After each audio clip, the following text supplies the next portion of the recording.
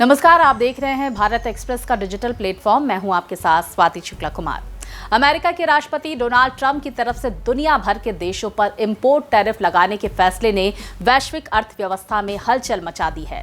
Trump ने सभी देशों से आने वाले आयातित सामानों पर 10% का बेस टैरिफ लागू कर दिया है, तो वहीं अमेरिका के प्रमुख व्यापारिक साझेदार देशों पर इससे भी अधिक दर की हाई ड्यूटीज लगाई गई है। इस फैसले के तुरंत बाद दुनिया भर के शेयर बाजारों में बड़ी गिरावट दर्ज की गई। निवेशकों की चिंता ये है कि ये फैसला एक बड़े ट्रेड वॉर की शुरुआत बन सकता है।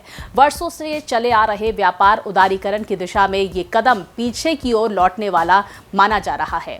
तो चीन, जापान और यूरोपीय यूनियन की जवाबी तैयारी क्या है, चलिए ये भी आपको बता देते हैं।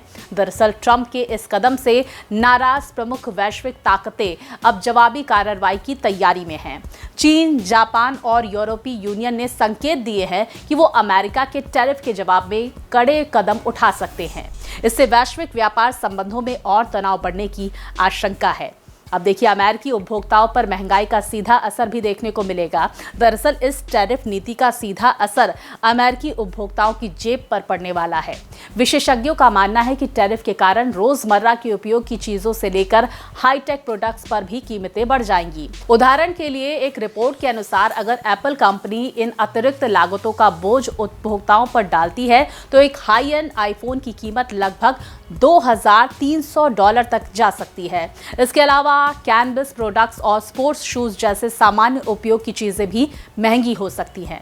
आपको बता दें कि आईफोन 16 के बेस वेरिएंट की कीमत अमेरिका में फिलहाल $799 है। इसकी कीमत में 43% तक की बढ़ोतरी हो सकती है, जिसके बाद ये $1,142 में उपलब्ध हो सकता है। वहीं अमेरिकी बाजार में आईफोन 16 प्रो मैक्स की कीमत अभी $1,599 है, लेकिन इसकी कीमत भविष्य में बढ़कर $2,300 तक पहुंच सकती है।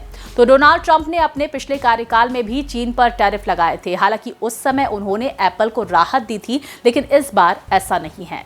ऐसे में अगर नए टैरिफ लागू रहते हैं तो हो सकता है कि एप्पल आईफोन्स की कीमतों में बढ़ोतरी करे, और अगर वो आईफोन्स की कीमत में बढ़ोतरी नहीं करता है तो नई लागत को खुद ही सहन करना होगा।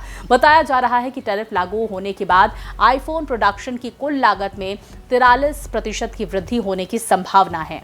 तो कंपनी ने चीन और भारत से आईफोन मंगाए हैं। दरअसल एप्पल चीन के साथ ही साथ भारत में भी आईफोन को मैन्युफैक्चर करता है।